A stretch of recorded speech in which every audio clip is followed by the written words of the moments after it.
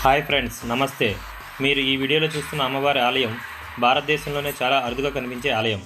అదేనండి మన చిన్నమస్తాదేవి అమ్మవారి ఆలయం. దశమహావిద్యల్లో ఒకరైన శ్రీ చిన్నమస్తాదేవి అమ్మవారి ఆలయం. మీరు ఈ అమ్మవారిని దర్శనం చేసుకోవాలంటే భారతదేశంలోని జార్ఖండ్ రాష్ట్రంలో ఒక ప్రముఖ దేవాలయం ఉంది. అయితే ఆంధ్రప్రదేశ్లోని భక్తులు దర్శనం చేసుకోవాలంటే మాత్రం రాజమండ్రికి దగ్గరలో ఉన్న అడ్డతెగలలో శ్రీ చిన్నమస్తాదేవి ఆలయం ఉందని చాలామందికి తెలియదు. గిరిజన భక్తులకి ఈ ఆలయం కట్టించాలని ఎవరు చెప్పారు, ఈ ఆలయానికి ఎలా వెళ్ళాలి, స్థల పురాణం ఏమిటి తదితర వివరాలు ఈ భక్తుని మాటల్లోనే.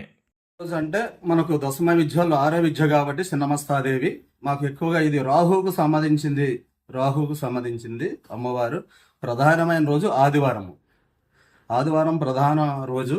అదేవిధంగా మంగళవారము, అదేవిధంగా ఎప్పుడు పడితే అప్పుడు అమ్మవారికి మన అమ్మ కాబట్టి మన అమ్మవారి దేవాలయంగా ఇక్కడ మేము ఆరాధన చేస్తాము. ఆషాఢ మాసంలో బోనాలు ఇస్తాము. రేపు మే నెల 3, 4, 5 కూడా జాతర ఉత్సవాలు ఇక్కడ ఆహారం చేస్తాము. సుమారు ఒక 5,000, 6,000 మంది వరకు వస్తారు. వాళ్ళకు ఉచిత కళ్యాణాలు మేమే చేయిస్తాము.